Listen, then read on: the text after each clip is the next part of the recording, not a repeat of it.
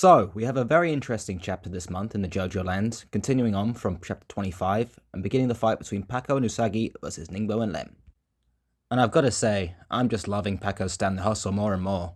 With the Charming Man fight and now this, it just keeps getting used in cooler and cooler ways.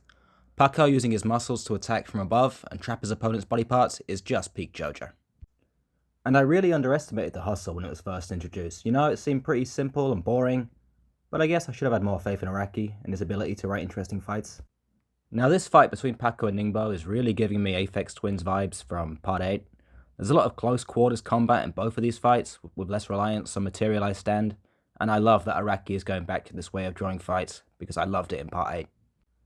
Now, Usagi continues to be breaking down in this chapter, but he does manage to get some sort of victory by scaring off Lem by shooting, and missing at her. I was kind of wondering if the Matakudasai has any kind of fighting power, but other than possibly making a weapon, it doesn't seem like it can attack at all. But before the fight between PACO and Ningbo continues, we encounter another problem, that Lem has fled into the basement where Lulu and Yokohama are being hidden away. This would be a pretty big risk to the whole operation that the rest of the gang are doing on the boat. But, thanks to Meryl May's genius play to reveal her plan to Lem last chapter, she convinces Lem not to report to Howler, so her team can work to take the $50 billion too. I really doubt that Lem is going to team up with Meryl May, but it looks like the team's going to be a third party working towards the $50 billion. This could be a problem in the future if Lem, Key West and Ningbo aren't dealt with, but still, a very genius play by May. Pretty underrated, I think.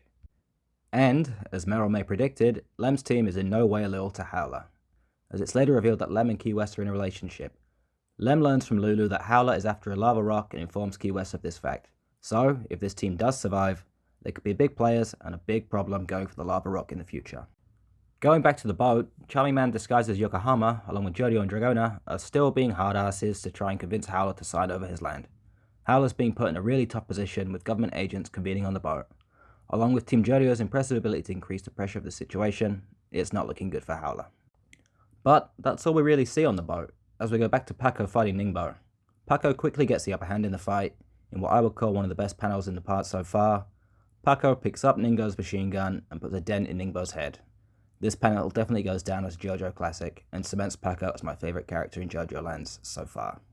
But I must admit that Ningbo does put up a pretty good fight, using some clever strategies like turning the bullets into balloons to avoid being shot, and then exploding the wall to blind PACO. Pretty clever. Now this leads to the end of the chapter with Ningbo overcoming PACO, beginning to explode his neck. I'm not sure how PACO's going to get his way out of this one. Maybe he can restructure his muscles to reduce the damage like he's done before. Or maybe there'll be some assistance from Usagi or even Meryl May and her unknown stand, if she has one. But all in all, I'm just hoping that PACO doesn't die yet. It'd be such a waste. But yeah, overall, this was a great chapter. I can't wait to see the conclusion of the fight in the next one, and the continuation of Howler and the boat. I'm sure it's going to be good. So if you enjoyed this video, consider subscribing. Cheers.